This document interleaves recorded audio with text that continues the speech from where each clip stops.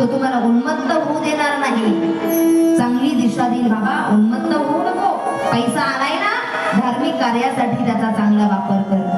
सुख येऊ द्या, चांगल्याच माणसाला सांगा. दुःख येऊ द्या, चांगल्या माणसाला सांगा. वाईट माणसाला सांगू नका. वाईट लोकांना सांगून तुमच्या दुःखाचं ते रडून रडून विचारतात, हसून हसून सांगतात. ही समाजाची रीत आहे दादा. म्हणून सुख येऊ अथवा दुःख येऊ, चांगल्या व्यक्तीला सांगण्याचा प्रयत्न करा.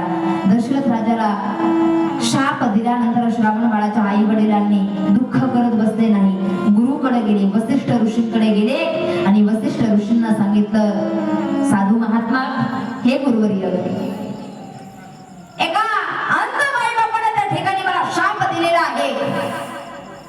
तू जसं आम्हाला आमच्या पुत्रा वाचून तू मारायला सांगतोय, त्या पद्धतीने तुला ही 4 पुत्र जवळ असताना एकही तुझ्या अंतकालाच्या वेळी जवळ नसेल, असा एका साधूने मला शाप दिलेला आहे. गुरुजी, काय करायला पाहिजे?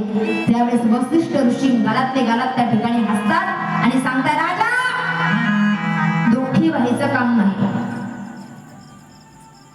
गुरुजी, अहो साधूने मला शाप दिलाय, मी सांगतो, आणि तुम्ही कशाला हसताय? हसत नाही राजा. 7 जन्म तुझा पुत्र नशिबात नव्हता, पण एका साधूच्या शापामुळे तुला 1 पुत्र नाही, किती पुत्र होणार आहे? मी सुरुवातीला सांगून गेले, साधूने शाप जरी दिला तरी आपला शापात सुद्धा काय आहे? कल्याण आहे, कल्याण. साधूचा शाप सुद्धा आपल्यासाठी आशीर्वाद ठरत असतो. राजा, हतबल व्हायचं काही काम नाही. जरी शाप दिलाय ना, असाही तुझ्या नशिबामध्ये, भाग्यामध्ये 7 जन्म पुत्र नव्हता, पण एका साधूच्या शापामुळे तुला 1 पुत्र नाही, किती पुत्र होणार आहे? 4 पुत्र होणार आहे. काय करावं लागेल गुरुजी त्याच्यासाठी? काही नाही, पुत्र कामेष्ट यज्ञ करावा लागेल. कोण करेल पुत्र कामेष्ट यज्ञ? शृंगी ऋषी करतील. म्हणून शृंगी ऋषीला त्या ठिकाणी बोलवण्यात आलं. शृंगी ऋषीच का हा यज्ञ करू शकतात? कारण शृंगी ऋषी ब्रह्मचारी आहे. शृंगी ऋषीने आतापर्यंत गृहस्थाश्रमाच्या हातचं अन्न खाल्लं नाही, म्हणून हा यज्ञ शृंगी ऋषीच त्या ठिकाणी पार करू शकतात. शृंगी ऋषीला त्या ठिकाणी आमंत्रित केल्या जातं. एका खुर्चीवरती मुख्य प्रासादासमोर मोठा भव्य दिव्य मंडप टाकला जातो. एका खुर्चीवरती, एका आसनावरती शृंगी ऋषीला त्या ठिकाणी बसवण्यात येतं. एका खुर्चीवरती वसिष्ठ ऋषी आसनस्थ होतात. एका खुर्चीवरती राजा त्या ठिकाणी आसनस्थ होतो आणि बाजूने 3ही राण्या राजाच्या बसतात. यज्ञाला त्या ठिकाणी प्रारंभ होतो.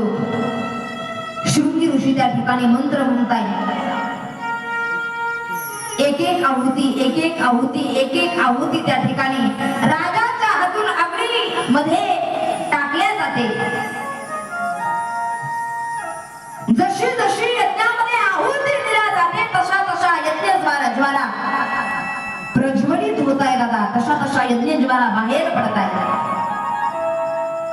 यज्ञाची पूर्ण आहुती त्या ठिकाणी व्हायला येते. पूर्ण आहुतीचं श्रीफळ राजाच्या हातामध्ये देण्यात येतं. यज्ञाची पूर्ण आहुती त्या ठिकाणी होते. यज्ञातून त्या ठिकाणी अग्निदेवता प्रकट होतात. यज्ञ देवता त्या ठिकाणी प्रकट होतात दादा. रिकाम्या हाताने प्रकट होत नाही, पायस पात्र घेऊन त्या ठिकाणी प्रकट होतात. ती पायस पात्र, प्रसादाचं पात्र वसिष्ठ ऋषींच्या हातामध्ये दिल्या जातं. वसिष्ठ ऋषी तेच पात्र राजाच्या हातात देतात आणि राजाला तो प्रसाद 3ही राण्यांना त्या ठिकाणी वाटायला सांगतात. 3ही राण्यांना त्या ठिकाणी दशरथ राजे प्रसाद वाटतात.